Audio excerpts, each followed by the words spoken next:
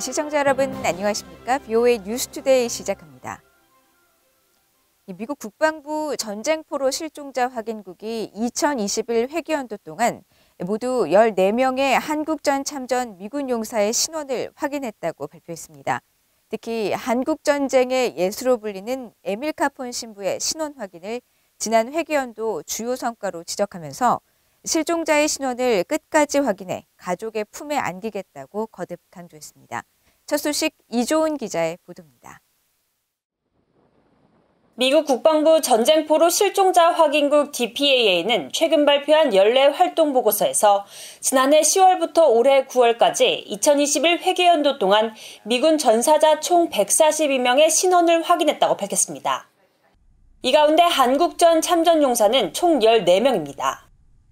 국방부는 특히 한국전쟁에서 군종 신부로 참전했다 전사한 에밀 카폰 신부의 신원 확인을 지난 회계연도의 주요 성과로 꼽았습니다. 지난 3월 신원이 확인된 카폰 신부는 한국전쟁 중 이타적인 행동을 보인 공로로 1993년 천주교에서 성직자의 첫걸음을 내딛는 하나님의 종으로 추대됐고 2013년에는 사후 명예훈장을 받았다고 강조한 겁니다. 카폰 신분의 유해는 1953년 한국전쟁 정전협정의 일환으로 미국에 돌아온 1868구의 유해에 포함됐었습니다. 하지만 신원 미상으로 하와이 호놀룰루에 있는 국립태평양 기념묘지인 펀치볼에 묻혔다가 약 70년 만인 지난 3월 DNA 대조를 통해 신원이 확인됐습니다. 미국 국방부 전쟁포로 실종자 확인국은 이번 보고서에서 카폰 신부처럼 펀치볼에 묻힌 한국전 참전용사 600여 명의 유해에 대한 신원 확인을 목표로 약 3년 전부터 진행 중인 한국전 발굴 프로젝트가 3단계에 들어간 점도 강조했습니다. 아울러 인천 상륙 작전 등 여러 전투에서 공을 세우고 장진호 전투에서 전사한 한국전 영웅 하비 스톰스 소령의 유해가 지난 7월 워싱턴 인근 알링턴 국립묘지에 안장된 것도 올해 주요 소식으로 꼽았습니다. 스톰스 소령의 유해는 북한이 2018년 1차 미북 정상회담 뒤 미국에 넘긴 55개 상자에 포함돼 있었고 2019년 중순 신원이 확인됐습니다.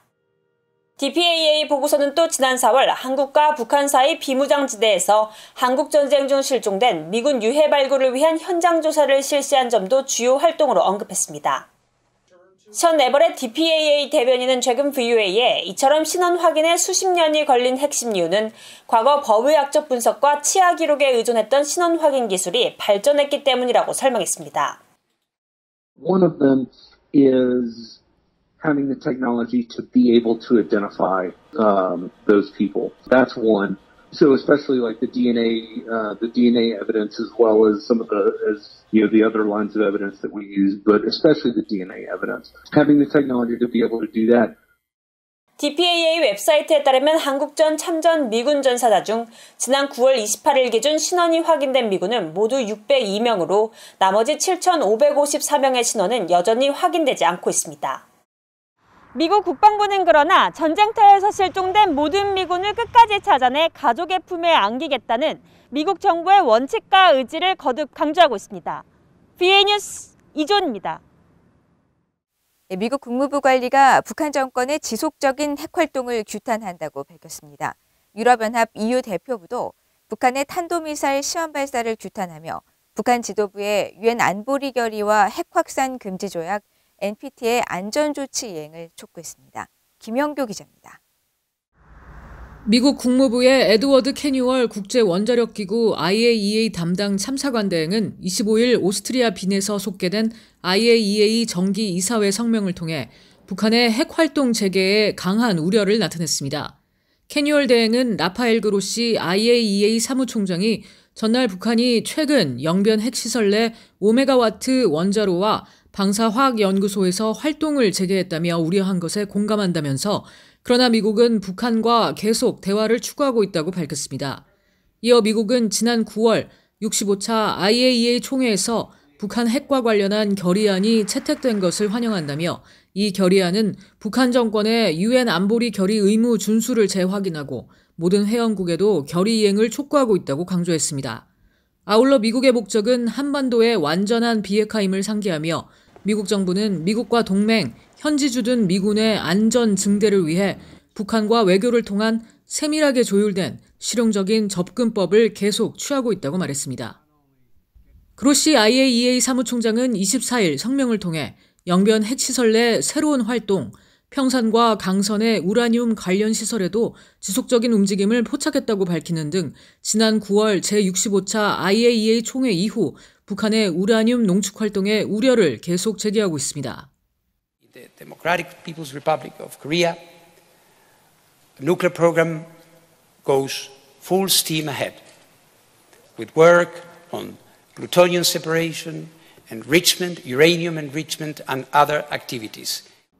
한편 유럽연합 EU 대표부도 25일 성명을 통해 북한 지도부의 탄도미사일 시험 발사를 규탄했습니다. 유럽연합은 북한 정권이 지난 9월부터 감행한 탄도미사일 발사는 명백한 유엔 안보리 결의 위반이며 다른 신형 미사일 발사 역시 지역과 국제사회의 평화와 안보를 약화시킨다고 지적했습니다. 그러면서 이런 행동에 대해 북한은 핵 확산 금지 조약 규정에 따라 절대로 핵 보유국 지위나 다른 특별한 지위를 얻을 수 없다는 점을 EU는 강력하고 분명히 할 것이라고 밝혔습니다. 유럽연합은 또 북한이 핵무기 실험을 계속 자제하고 모든 종류의 탄도미사일 발사를 완전히 중단하며 NPT와 IAEA 전면 안전조치 협정 준수, 포괄적 핵실험 금지 조약 서명과 비준, 또 이런 맥락에서 핵 운반 체계 추구도 단념해야 한다고 촉구했습니다. 유럽연합 대표부는 북한이 이런 구체적인 단계적 조치를 밟고 유엔 안보리의 관련 결의를 모두 준수하기 전까지 EU와 회원국은 기존 제재를 계속 엄격히 집행해 나갈 것이라고 강조했습니다. VOA 뉴스 김현경입니다. 유럽연합 EU가 북한 고려항공의 영내 운항을 엄격히 제한하는 조치를 계속 유지하기로 했습니다. EU 집행위원회는 25일 개정 발표한 EU 항공안전 목록에서 고려항공의 경우 러시아제 Tu-204 기종 여객기 2대를 제외한 나머지 모든 항공기의 영내 운항을 계속 금지한다고 밝혔습니다. EU는 지난 2006년부터 고려항공을 영내 운항 금지 항공사로 지정했으며 2010년 북한이 새로 도입한 러시아제 Tu-204 여객기 2대에 대해서는 운항을 허용했지만 이후에도 고려항공이 유럽연합 회원국 내에서 운항한 적은 없습니다. 이유는 특히 북한의 핵과 미사일 시험 발사에 따라 지난 2016년 5월 발표한 대북 독자 제재를 통해 북한 국적 항공기가 EU 상공을 비행하거나 이착륙할 수 없도록 조치했습니다. 내년 3월 9일 실시될 한국의 대통령 선거에 출마한 여당과 제1야당 후보가 대북 정책에 큰 입장차를 보였습니다. 여당인 더불어민주당의 이재명 후보는 25일 서울 프레스센터에서 열린 외신기자클럽 초청 토론회에서 현재의 유화적 정책이 강경한 제재 정책보다는 더 효과를 발휘하고 있다고 믿는다면서 김대중 전 대통령의 햇볕 정책을 통해 실제로 한반도에 상당한 정도의 안정을 가져왔다고 믿는다고 말했습니다. 북한 비핵화 문제에 대해선 조건부 제재 완화와 단계적 동시행동이라는 해법을 들고 조 바이든 미국 대통령, 또 김정은 북한 국무위원장을 직접 만나겠다고 말했습니다. 하지만 제1야당인 국민의힘의 윤석열 대선 후보는 지난 12일 같은 곳에서 열린 외신기자클럽 초청 토론회에서 주종관계로 전락한 남북관계를 정상화해 북한 비핵화를 위한 국제공조를 주도하겠다고 밝혔습니다.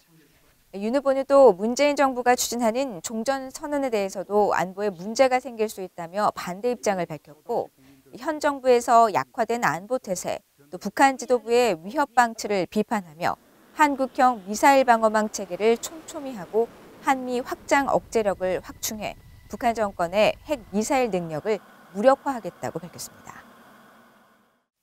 조 바이든 미국 대통령이 미국의 최대 명절인 추수감사절을 맞아 신종 코로나 대유행 속에서 힘든 한 해를 헤쳐나갈 수 있도록 도운 모든 국민에게 감사의 뜻을 표했습니다.